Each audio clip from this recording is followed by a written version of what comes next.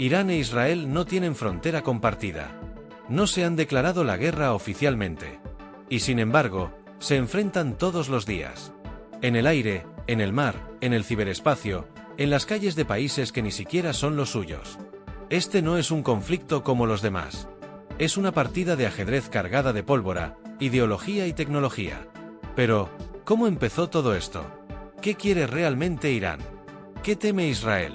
Y lo más importante, ¿cuánto falta para que esto pase de las sombras a una guerra directa? Todo comenzó con dos hechos clave.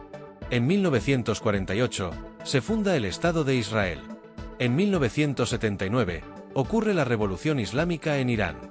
Durante los primeros años, ambos países no eran enemigos. De hecho, Irán fue uno de los primeros países musulmanes en reconocer a Israel de manera indirecta. Pero eso cambió radicalmente con la llegada del ayatolá Jomeini al poder. Desde entonces, Irán dejó claro que no reconocería a Israel como Estado y lo etiquetó como el régimen sionista ilegítimo. Israel pasó a ser el enemigo público número uno para la República Islámica. No era solo un asunto político. Era ideológico, religioso y existencial. Para Irán, Israel es una amenaza regional, un agente de Occidente que representa la intervención extranjera en Medio Oriente. Para Israel, Irán es un país que apoya abiertamente a grupos armados que buscan destruirlo. Y ese es el siguiente punto clave: esta no es una pelea solo entre gobiernos.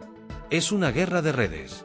Irán financia y entrena a Hezbollah en Líbano, a Hamas en Gaza, a milicias chiitas en Irak y a los hutíes en Yemen. Es una estrategia llamada resistencia multipolar. Suena complejo, pero es simple: abrir tantos frentes indirectos como sea posible para debilitar a Israel sin atacarlo directamente. Del otro lado, Israel responde con precisión quirúrgica. Sus ataques son selectivos, estratégicos, y muchas veces ni los reconoce oficialmente.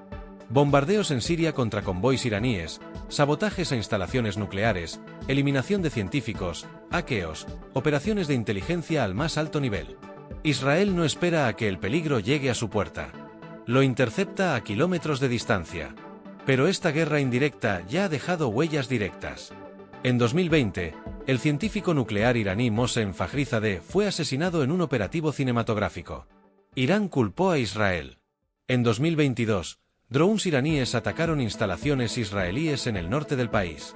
Israel interceptó la mayoría, pero la advertencia fue clara. Más recientemente, Irán lanzó una oleada masiva de drones y misiles hacia Israel tras una operación que dejó sin vida a altos mandos iraníes en Damasco.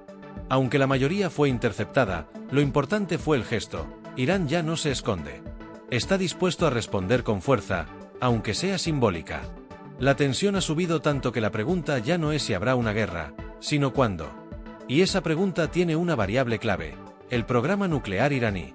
Irán insiste en que sus avances nucleares son con fines pacíficos. Israel no le cree. Ni por un segundo. Desde hace años, Israel advierte que no permitirá que Irán desarrolle armas nucleares. Para ellos, eso cambiaría todo el equilibrio de poder en la región y pondría en peligro la existencia misma del Estado israelí. La situación se complica aún más porque Irán ha acelerado su enriquecimiento de uranio a niveles cercanos al 90%, que es el umbral para una bomba atómica. Aunque no se sabe si ya tiene la capacidad de fabricarla, el solo hecho de acercarse ya genera alarma en Tel Aviv y en Washington. Y aquí entra el tercer actor más importante de este conflicto: Estados Unidos. Estados Unidos es el principal aliado de Israel. Tiene presencia militar en la región, bases, armamento y una larga historia de respaldo político y financiero. Por eso, cuando Irán ataca intereses israelíes, muchas veces lo hace apuntando a soldados estadounidenses en Siria, Irak o el Golfo. Y cuando Israel toma represalias, cuenta con el respaldo tácito de Washington. Pero eso también significa que cualquier error puede escalar a una guerra entre potencias. Y no podemos olvidar a Rusia y China. Rusia coopera militarmente con Irán, sobre todo en Siria. China, por su parte, firmó un mega acuerdo de cooperación económica y energética con Teherán. Ambos países no quieren una guerra, pero tampoco permitirán que Irán caiga ante una coalición liderada por Occidente. Así que lo que parece un conflicto entre dos países, en realidad es una red de tensiones que podría implicar a media humanidad. Ahora bien, ¿qué tan preparados están para un enfrentamiento total? Israel tiene una de las fuerzas aéreas más avanzadas del mundo, un sistema de defensa antimisiles en múltiples capas, Iron Dome, David Sling, Arrow, capacidad cibernética ofensiva y defensiva, submarinos con armamento estratégico y apoyo de inteligencia global. Irán, en cambio, tiene una doctrina de guerra asimétrica. No se basa en ganar con fuerza bruta, sino en resistir, dispersar y saturar. Su arsenal de misiles, su ejército de drones, sus milicias aliadas y su ciberofensiva le dan una ventaja en la guerra irregular. Si mañana estalla un conflicto directo, Israel lanzaría ataques aéreos masivos sobre instalaciones nucleares y militares. Irán respondería con misiles sobre Tel Aviv, ataques a través de Hezbollah desde Líbano y sabotajes en el mar. Se abrirían múltiples frentes al mismo tiempo. Y aunque Israel podría resistir con ayuda de Estados Unidos, el costo sería altísimo. Decenas de miles de civiles afectados. Infraestructura colapsada. Mercados paralizados. Y un caos regional que arrastraría a Jordania, Arabia Saudita, Irak, Egipto y más. Pero eso no es lo más peligroso. Lo más peligroso es el factor humano. La posibilidad de que un comandante local dispare sin permiso. Que un misil caiga en territorio equivocado. Que una operación secreta sea descubierta en el peor momento. Que la presión política lleve a un líder a tomar una decisión sin retorno. Porque cuando se camina tanto tiempo al borde del abismo, basta una brisa para caer. Y sin embargo, la guerra no ha comenzado. ¿Por qué? Porque ambos bandos saben que no la pueden ganar completamente. Israel puede destruir instalaciones, pero no puede eliminar la ideología. Irán puede golpear, pero no puede sostener una ofensiva total sin colapsar internamente. Así que siguen jugando al límite. Provocándose. Midiéndose. Lanzando mensajes al mundo y a sus propios pueblos. Y en medio de todo eso, millones de personas viven con miedo. En Irán, con sanciones que los ahogan, cortes de energía, inflación y censura. En Israel, con sirenas, simulacros de evacuación, escudos antimisiles y una sensación permanente de urgencia. Pero también hay esperanza.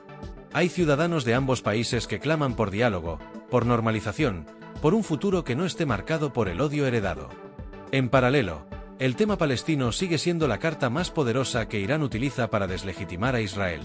Cada conflicto en Gaza, cada incursión en Cisjordania, cada operación policial en Jerusalén Este es amplificada por Teherán como prueba de lo que considera la opresión sionista. Esto genera un círculo vicioso. Irán se legitima internamente como defensor de los palestinos, mientras Israel se radicaliza ante las amenazas y pierde apoyo entre ciertos sectores internacionales. Y ahí entra el rol de la comunidad internacional.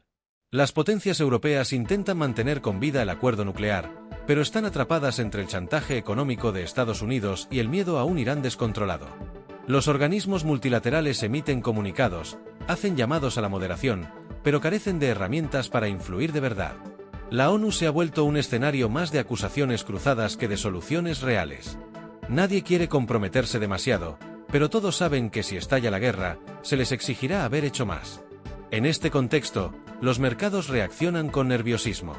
Cada amenaza se traduce en alza del petróleo, caída de bolsas, incertidumbre comercial. Irán controla rutas clave para la exportación energética. Un conflicto regional podría cerrar el estrecho de Hormuz, por donde pasa cerca del 20% del crudo mundial. Israel, al verse en peligro existencial, podría utilizar todos sus recursos, incluidos aquellos que nunca ha confirmado públicamente, lo que nos lleva al tema nuclear. El simple hecho de que Israel tenga un arsenal no declarado, y que Irán se acerque peligrosamente a adquirir uno, configura un equilibrio del terror que puede romperse en cualquier momento. Y sin embargo, seguimos en un limbo. Las amenazas no se concretan del todo. Las represalias son calibradas. Los misiles cruzan el cielo, pero a menudo terminan interceptados. Las guerras se libran, pero por medio de terceros. La línea roja está tan cerca, que ya no sabemos si la han cruzado o si simplemente todos han aprendido a vivir al borde. El pueblo iraní, por su parte, se debate entre el nacionalismo y la fatiga. Muchos ven en el enfrentamiento con Israel una forma de resistir al aislamiento, de reafirmar su identidad. Pero también hay una generación joven, conectada al mundo, que anhela una vida sin sanciones, sin amenazas, sin líderes religiosos decidiendo el rumbo de todo. En Israel, la sociedad vive entre la paranoia legítima y el deseo de normalidad. El servicio militar obligatorio, los simulacros de ataque, la constante vigilancia han forjado una cultura de alerta permanente, pero también un profundo anhelo de paz. Y aquí es donde aparece la gran paradoja. Dos países tan distintos, con regímenes opuestos, historias contradictorias, pueblos que no se conocen, pero que comparten un mismo miedo, que sus hijos no tengan futuro. Porque más allá del poder, de la política y de las estrategias, lo que está en juego es la supervivencia. No solo de los gobiernos, de las personas, de la esperanza. Y eso, tristemente, es lo que se pierde primero cuando el mundo decide ignorar las señales. Por ahora, todo sigue contenido. Pero los mensajes son cada vez más claros. Las maniobras más frecuentes. Los discursos más agresivos. Y cada paso que dan es más difícil de revertir. Se han dicho tantas veces que son enemigos, que se han convertido en eso sin siquiera darse la mano. Y el día que esa mano se cierre en forma de puño, ya no habrá analista que lo explique. Solo quedará el humo, los escombros y la pregunta que siempre llega tarde: ¿cómo dejamos que esto pasara?